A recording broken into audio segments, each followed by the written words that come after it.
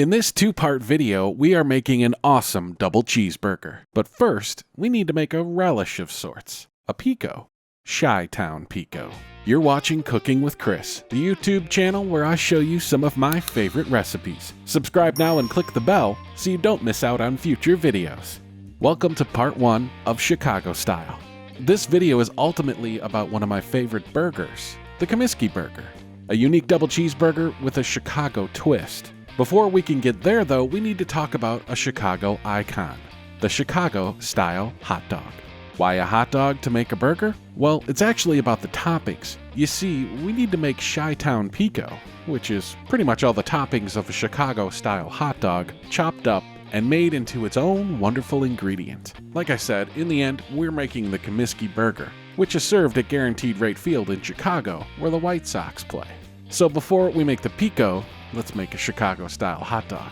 To make a Chicago-style hot dog, you need to simmer some all-beef hot dogs and steam up some poppy seed buns. Add yellow mustard, neon green relish, 2 tomato wedges, diced onion, 2 sport peppers, a dill pickle spear, and a shake of celery salt.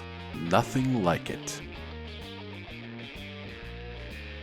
Hey, let me know in the comments below what you put on your hot dog. Have you ever had a Chicago-style one? I don't always go Chicago-style when I make them at home, but when you simmer up a hot dog or grill a hot dog, what toppings do you normally go with? Let me know. So, for the Chi-Town Pico, we just need to take all that and chop it up into a salsa of sorts, minus the bun and the hot dog. So, let's make it. Chop up some onion, tomato, garden fresh if possible. Cut up some dill pickles into thin strips and chop into a dice. Oh, and shout out to Clausen, best pickles around. And no, they are not a sponsor. Sport peppers are next.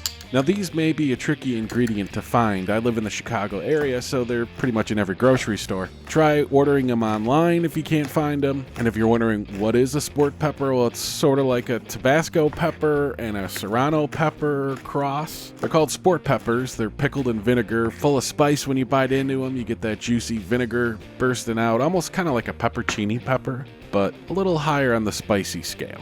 My ratios aren't specific, it's more to taste. If you want it spicier, add more sport peppers. If you want it more pickly, add more pickles. I'd start with a pretty even ratio though and adjust from there. Just keep tasting it as you add to it.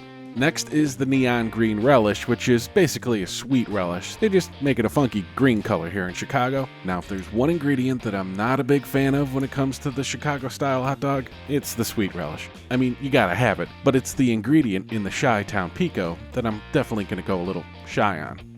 Once you're happy with the combo, finish it off with some celery salt, and there it is. Chi-Town Pico.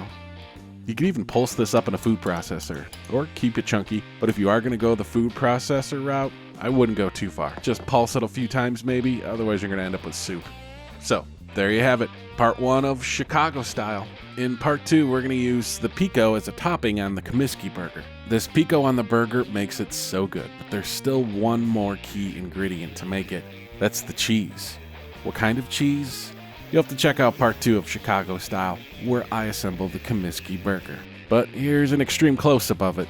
Can you guess what kind of cheese it is?